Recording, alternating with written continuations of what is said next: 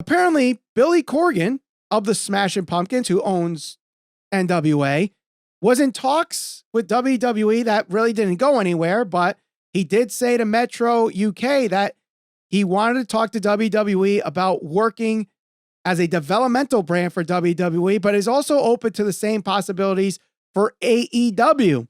Here's what he said about the whole thing to Metro UK. It didn't go anywhere, and that was fine. Very, very good discussions, very open and cool.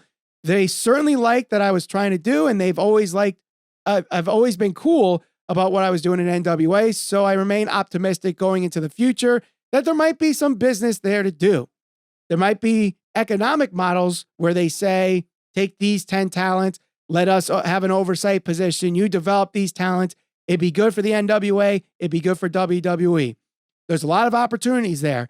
I would say the same thing as it pertains to AEW. AEW has a tremendous amount of talent under contract. Not everybody is able to be on their main shows. There might be opportunities where they want to send those people on a developmental level. So before the pandemic started, NWA kind of had their momentum, and they had some really good talent on there. You had LA Knight that was there, Eli Drake then, Ricky Starks was there, Eddie Kingston was there, Wade Barrett was on commentary. I mean, there was a lot of good talent that you're seeing now in both AEW and WWE that they were kind of a feeder system to both of them even before Billy Corgan came out and said, we want to be a developmental for either one of these. But I think this eventually could be a good move, more for AEW, because I know a lot of people say AEW needs some kind of developmental system. And yes, they kind of have one with the Nightmare Factory, I guess, if QT Marshall's training guys there. And they have Dark Elevation, and they have Dark that are working guys into matches and just get ring reps. But a actual like promotion like NWA to feed into AEW, not a bad idea. But also you got Ring of Honor too, so I know that kind of puts things to bed on that as well. Yeah, and WWE, I don't see them doing this because, you know, they already have their feeder systems, if you want to call them that, whether it's NXT UK, NXT straight up, whatever, you know. And the unfortunate thing for any of these promotions, whether it's Impact, whether it's NWA, or whatever, it could be GCW. When a guy gets over enough, when a guy proves himself enough, unfortunately, they end up going to one of the bigger companies, whether that's AEW, you could some say New Japan, you could, if they work out of the States, you could say WWE or NXT.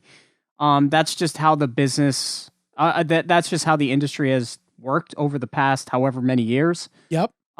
So I think inadvertently they are kind of like already a developmental system where it's like, hey, if you get over enough, whatever, we'll just sign you anyway. So the only problem with it for NWA's case is they don't get any kickback. Sure, exactly, and I understand that. I think it would be much more likely that NWA would work with AEW because we kind of saw that to a certain. I know, Camille Brickhouse certainly worked at least one match when they did their right. She did a match on AEW, but it was also to promote their all women's pay-per-view where Layla Hirsch challenged Camille for the NWA Women's Championship. So there's that as well. I haven't really, I'll admit, I've not followed NWA really since the pandemic. I think they lost a lot of steam when they lost a lot of those guys like Ricky Starks and Eddie Kingston and, you know, Nick Aldis not being the world's heavyweight champion and losing it to Trevor Murdoch of all people. Yep. You know, I'm like, nah, I can't get into NWA. And there's some people that still can watch it on a weekend basis. And if they, you know, watch on Fight TV or wherever it's available, so be it. I just can't get into it right now. Maybe one day I could get back into it when I have more time to watch other promotions. But